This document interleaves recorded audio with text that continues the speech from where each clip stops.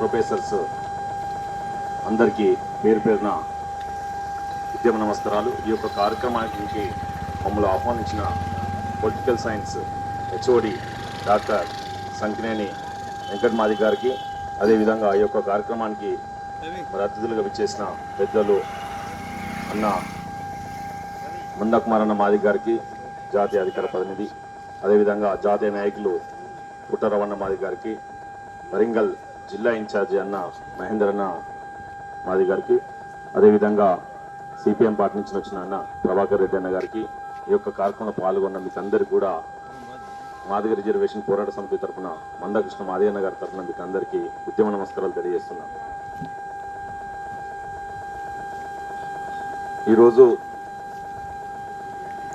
మరి ఎన్ని రోజు అనేది ఆరో రోజు ఈరోజు దీక్షలో కూర్చొని మరి 6 రోజుల నుండి మరి మీ యొక్క డిమాండ్ను ప్రభుత్వం చేసే విధంగా చేస్తున్న మీ ఆందోళన కార్యక్రమానికి మరి ప్రత్యేక ధన్యవాదాలు.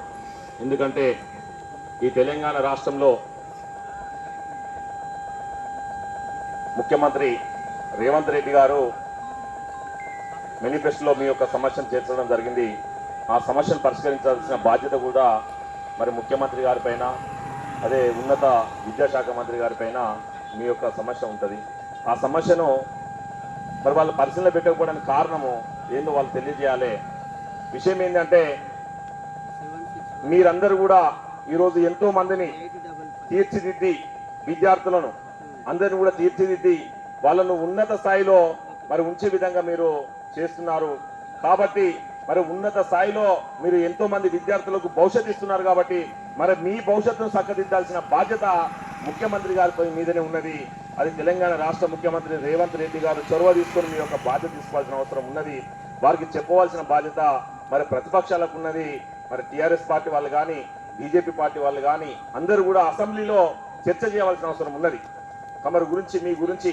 ఎందుకంటే మేనిఫెస్టోలో పెట్టింది కదా, మిమ్మల్ని అందరినీ రెగ్యులరైజ్ చేస్తామని చెప్పింది కదా, ఆ చెప్పిన విషయాన్ని వాళ్ళు చేయాల్సిన బాధ్యత వాళ్ళ మీద ఉన్నది కదా. కాబట్టి వారు ఎవరు చేసినా, వారు చేయకపోయినా మీ ఉద్యమానికి గౌరవ శ్రీ మందకృష్ణ మాది అన్నకు మేము తెలియజేసి, అన్న అక్కడికి పోతే యూనివర్సిటీలో పరిస్థితి చాలా ఇబ్బందిగా ఉన్నదన్న. ఒక కాకతీయ యూనివర్సిటీ కాదు, మరి ఏ యూనివర్సిటీకి పోయినా, తెలుగు యూనివర్సిటీ అయినా, అదేవిధంగా తెలంగాణ యూనివర్సిటీ అయినా, ఉస్మానియా యూనివర్సిటీ అయినా, ఏ యూనివర్సిటీలో చూసినా కూడా కాంట్రాక్ట్ వాళ్ళు అసిస్టెంట్ ప్రొఫెసర్స్ బాధలు చాలా ఇబ్బందిగా ఉన్నాయన్న. వాళ్ళని ఖచ్చితంగా రెగ్యులర్ చేయవలసిన అవసరం ఉన్నదని మేము అన్నగారి దృష్టికి ఖచ్చితంగా తీసుకుపోతాము. ఎందుకంటే కృష్ణమాదిగ అన్న గారి దృష్టికి కనుక సమస్య తీసుకపోతే ఖచ్చితంగా మీ సమస్య మీద ఉన్నత విద్యాశాఖ మంత్రితోటి కానీ, ముఖ్యమంత్రితోటి కానీ, దీనికి సంబంధిత అధికారులతోటి కానీ మాట్లాడే అవకాశం ఉంటుంది. ఎందుకంటే మేము అన్నగారి దృష్టికి తీసుకుపోయేదానికి మేము ఖచ్చితంగా తీసుకుంటామని తెలియజేసుకుంటూ, అన్న సంకినేని వెంకన్న గారు మమ్మల్ని ఇక్కడికి ఆహ్వానించినందుకు అన్న హెచ్ఓడి గారికి ప్రత్యేక ధన్యవాదాలు.